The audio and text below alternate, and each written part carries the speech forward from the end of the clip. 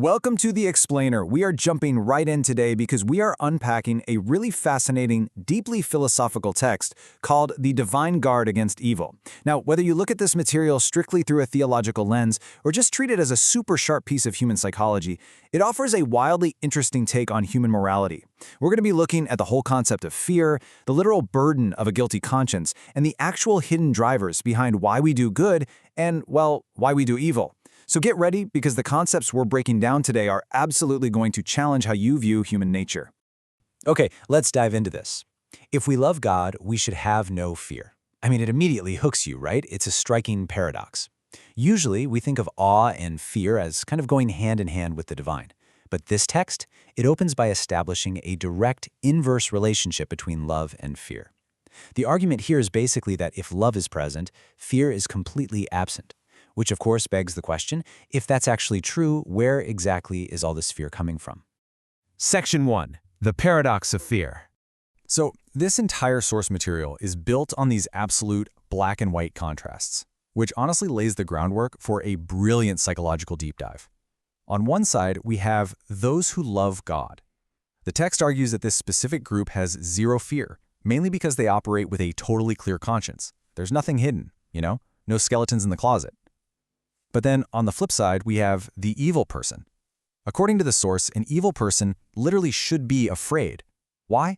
Because evil actions inherently breed a totally justifiable terror of judgment. It's this fascinating idea that paranoia is basically the natural tax you pay on wrongdoing. Moving on to Section 2, Defining Fear and Evil. Now, what's really interesting about this slide is how the text completely redefines a super famous phrase.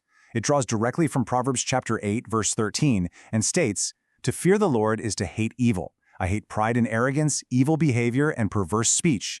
So it defines this fear, not as, cowering in terror from some angry deity in the sky, but as a highly proactive, deeply moral hatred of bad behavior. It's an active, everyday rejection of arrogance and cruelty. It's totally flipping the script on what that word usually means. Let's see how this builds into the next concept. The author connects loving the law directly to having a guilt-free heart, and the logic here is actually super straightforward. Those who genuinely love the moral law are the ones who obey it. By actively choosing actions that align with this framework, their own conscience doesn't turn around and bring internal judgment against them. It's all about internal alignment. When your daily actions actually match your morals, you experience zero guilt, and because of that, zero fear. Which brings us to Section 3, the psychology of rebellion. So if a guilt-free heart is so peaceful, why on earth do people rebel? Look at this three-step cycle. This reads as a remarkably early analysis of what we now call cognitive dissonance. Step 1. A person commits evil. Step 2. That action immediately generates a profound fear of accountability, basically the terror of this looming ultimate judgment. Step 3. To cope with that, the person leans hard into rebellion just to numb the terror. The text posits that humans actually use rebellion as a desperate coping mechanism. We double down on our bad behavior just to distract ourselves from the crushing weight of our own conscience. And the text issues a stark, uncompromising warning about this exact cycle: doomed without change. Those who actually love evil and rely on that constant rebellion to numb their guilt are effectively doomed if they continue down that path without fundamentally changing their ways. It's just a complete dead end of compounding terror and denial. So, that brings us to Section 4, the allure of wickedness. If this rebellion just brings ultimate ruin, why do people choose it in the first place? Well, the text offers a really fascinating explanation here. It claims that people often grow to resent or even hate the concept of God, or any moral law, because that law basically acts like a perfectly clean mirror.